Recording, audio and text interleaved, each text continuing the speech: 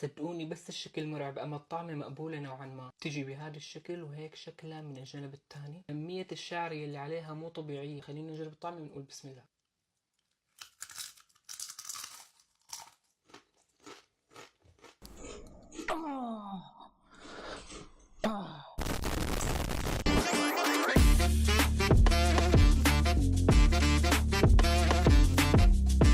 هلا والله جايز، كيفكم؟ شو الاخبار؟ بالبدايه خلينا نصلي على سيدنا محمد، اللهم صل على سيدنا محمد، صلوا على النبي يا جماعه الخير عليه افضل الصلاه والسلام.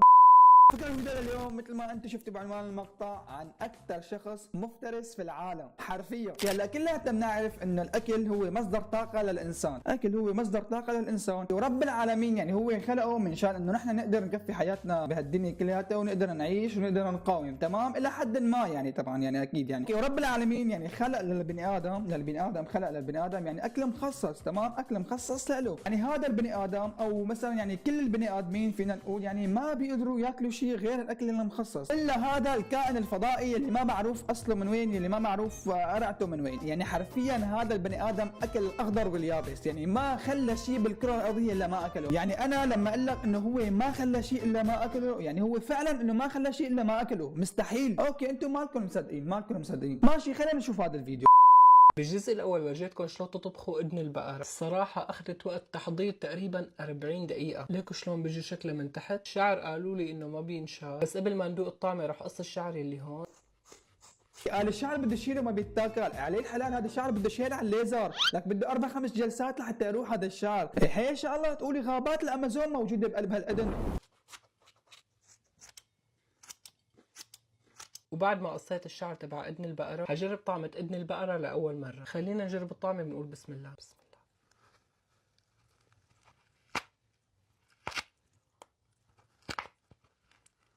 الله. ما عم تتاكل. قال ما عم تتاكل، إيه ما احلاها تتاكل، لك ما احلاها تتاكل. يعني اذن بقره شو عم تاكل انت؟ مثلا شوكولاته دبي مثلا يعني، او قالب شوكولاته انت عم تاكل؟ معلم المقلوبه شو مقصره معك؟ لك الملوخيه شو مقصره معك؟ لك يا اخي الباميه شو مقصره معك؟ يعني بس اللي فهمني يعني في اكثر من 500 الف نوع انت تقدر تاكله، راكد لي ورا اذن البقره يعني انا بالذات اذا دفعوا لي $1000 يعني فكر اني اكلها، فكر يعني. لا والله يا جماعه اذا دفعوا لي المال الدنيا كلها واللي فيها واللي حطها كلها على الحلا ما بفكر اني اكلها، ما بفكر. بس كيف لو بدي اكلها؟ حجرب قص شقفة، ما عم تنقص بالسكين. حجرب بالمقص. معلم انا بقول لك شلون هي بتتاكل، بدها صوص مايونيز، تمام؟ هيك تغمس بالمايونيز وتقعد تاكلها، تمام؟ اما هيك يعني ما بتتاكل يعني الصراحه ما بتتاكل. تارانتولا يعني بالعربي عرتيلة. هذا الكيس لا يؤكل. وات هذا الكيس لا يؤكل؟ والله منيح انه هذا الكيس لا يؤكل، يعني منيح طلع شيء عندك انت ما بيتاكل. ها منيح يعني والله انت ادحفتني يعني الكيس ما بيتاكل والارتيله صارت تتاكل. يعني هذا الزلمه بالذات تفوق على الصين، وبياخذ شو المركز الاول ها بالاكل الحشرات. يعني يلي بيستغرب عنا الواحد انه هو سوري، لك يا امة الله هو سوري، يعني من عنا من البلد يا امة الله. يعني اي واحد منكم عم يشاهد هذا الفيديو وماله من سوريا، والله العظيم يا جماعه نحن ما بنعمل هيك، والله العظيم نحن اكلنا والله العظيم شيء بيتاكل، يعني نحن بناكل اكل طبيعي. اما هذا الزلمه والله العظيم نحن ما بنعرفه، والله العظيم هي اول مره انا بشوفه. يعني الله يسود وشك، سودت وشنا قدام العالم كلياته. صدقوني بس الشكل مرعب، اما الطعمة مقبولة نوعا ما. تجي بهذا الشكل وهيك شكلها من الجانب الثاني، كمية الشعرية اللي عليها مو طبيعية. خلينا نجرب الطعمة ونقول بسم الله.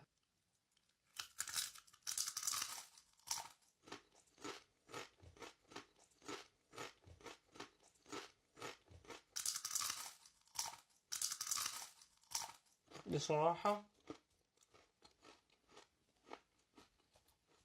مشكلتها انه ناشفة شوي، ما فيها طعمة مميزة، بس تأكل 7 من 10. لك يا اخي انت من شو مصنوع؟ مشان الله يعني معدتك من شو مصنوعه؟ لك يا اخي مبلش سقف حلقك شيء يعني. يا اخي ما بعرف انت من شو مصنوع، من شو جنسك انت يا اخي؟ يعني ما في بني ادم طبيعي الله خلقه على وش الارض بياكل هيك شيء. ما بعرف يا جماعه، ما عندك شعور يا اخي، ما عندك هيك شعور الانسانيه، شعور اللطافيه، يعني ما عندك يعني هدول الشغلات. دغري زلط ناكلها زلط. حسوا يا جماعه عم ياكل بزر او تسالي يعني، بس هيك يعني عم ياكلهم تمام، ولا كانه في شيء، ما اعطى ولا رياكشن، ما اعطى شيء بالمره، ولا كانه في حدا هون لا حياه لمن تنادي. طبعا طبعا هلا يلي عم يتساءل انه هذا الشيء اللي هو عم ياكله هل هو حقيقي ولا هن مصنعينه بس هيك يعني منظر بس هو هيك عم ياكل؟ لا يا جماعه هذا كله حقيقي 100% يعني تمام. يمكن بجففوه بالشمس او على شيء يعني هن بيسحبوا منه كل شيء مي او سوائل من قلبه تمام. على ما اظن هيك يعني هن بيساووا يعني الاكل المجفف على ما اظن يعني. اشتريت رجل دجاجة ب 6 يورو. نعم عزيزي أنا الغبي دفعت 6 يورو حق رجل دجاجة. الكيس بيجوا فيه فعليا رجلتين، رجل يمين ورجل يسار. ها النكتة على فكرة سوبر بايخ. وهي 3 أصابع أو 4 أصابع تبع الدجاجة. خلينا نجرب. حبيبي هي مو رجل دجاجه، هي يمكن حدا غشك وبايعك رجل ديناصور حبيبي، مو رجل دجاجه. يعني انا اول مره بشوف رجل دجاجه بهذا الحجم كلياته، هو قديش كبيره يعني اكبر من كفه. يعني بتحسوا انه رجل الدجاجه اللي هو ماسكها خايد الحرب العالميه الثانيه والثالثه ورح تخوض الرابعه والخامسه اخر شيء. يعني من منظرها اللي بكشش البدن ما بعرف يا جماعه بتحسوها معها خلع ولاده على الحلال يا رجل الدجاجه. خلينا نجرب الطعم ونقول بسم الله.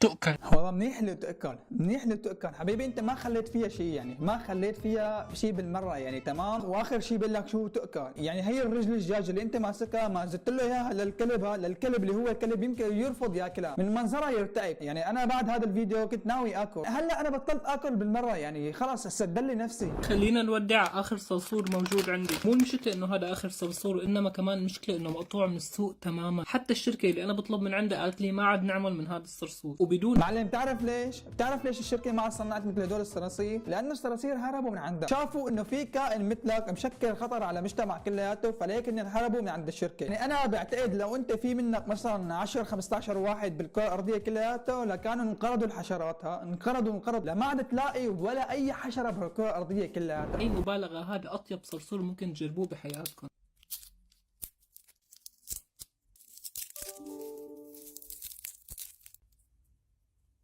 يلا بسم الله. لا يا جماعه الغريب بالموضوع انه هو بيسمي قبل ما ياكل، يعني بيقول بسم الله قبل ما ياكل. يعني فكر انه الشيطان رح ياكل معه، يعني الشيطان اللي هو شيطان مثلا فكر انه هو رح ياكل معك اذا سميت ولا ما رح سميت، ما رح ياكل معك يعني.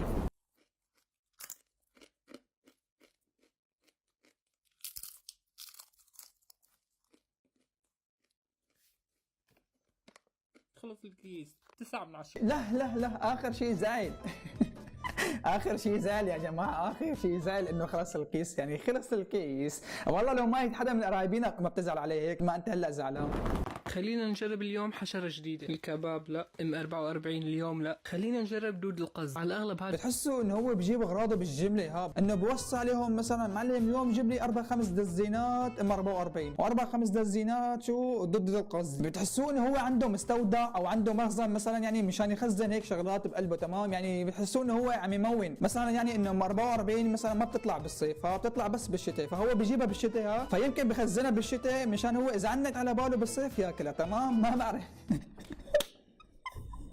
دود القز بالحجم العائلي. نفتحه من هنا مرة أخرى. شوف الله ليكو شكله ما شاء الله. صراحة ما توقعت انه يكونوا بهذا الحجم. خلينا نشوف اذا لهم ريحة. ريحتهم شوي قوية. خلينا نجرب كم حبة ونشوف الطعمة. يلا نجربهم كلياتهم بنفس الوقت بنقول بسم الله.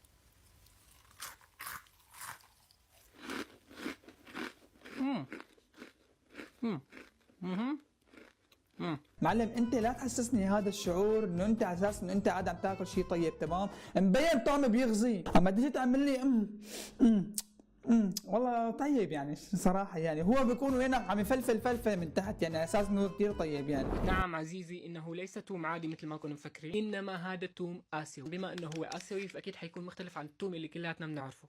واخيرا اخر شيء بيتاكل واخيرا. هلا هو ما بيتاكل نوعا ما يعني، هو ما بيتاكل تمام لحاله تمام، بس يا اخي بضل احسن من اجر الدجاجه ولا اذن البقره ولا طيز النمله، يعني بضل احسن.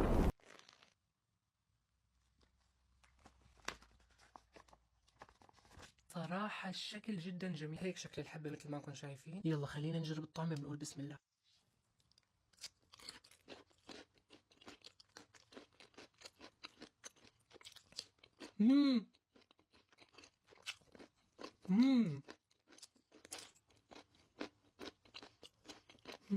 تخيلوا قديش طيبة والله بتستحق. لسه بيعمل لك شو طعمته؟ مبين توم، يعني توم، طعمته توم. معلم ريحة التوم لعندي واصلة لهون انا شاممها لريحة التوم، شاممها. انا نفسي اعرف شو شعور الشخص يلي انت رح تقعد جنبه بعد ما يخلص هذا المقطع، تمام؟ شو شعوره وهو قاعد عم يشم ريحة تمك. معلم انت بتعرف انه ريحة التوم مثلا يعني انه بسنة ما عاد تروح هلا من تمك؟ بتعرف هاي المعلومة؟ يعني لو شو ما عملت ريحة التوم ما رح تروح هلا من تمك، يعني لبعد سنة، تمام؟ وانا هلا بدي اياكم تحذروا انه شو الشيء اللي هو يضل اللي لسه هو ما اكله. يعني انا بتوقع الشيء اللي هو ما اكله يمكن مال اليتيم هو الوحيد اللي يمكن اللي لسه ما اكله. وهذا كان مقطعنا لليوم، ان شاء الله يا رب ما تكونوا قرفتوا من هذا المقطع اولاد منافسكم، او مثلا يعني انه قرفتوا تاكلوا من بعد هذا المقطع. انا اسف، انا بعتذر كثير على هذا المقطع، بس يا جماعه مو بايدي انا. وهذا كان مقطعنا لليوم، اشوفكم فيديو جديد والسلام عليكم. باي باي. طبعا مفكر روح اكل لي شي صحن صراصير مع شويه نمل مع رشه هيك ديدان مع دوده القز وحلزون ما بعرف شو، والله هيك بيطلع صحن مرتب فخم يعني كمان والله على الاول انقرطت رجلي.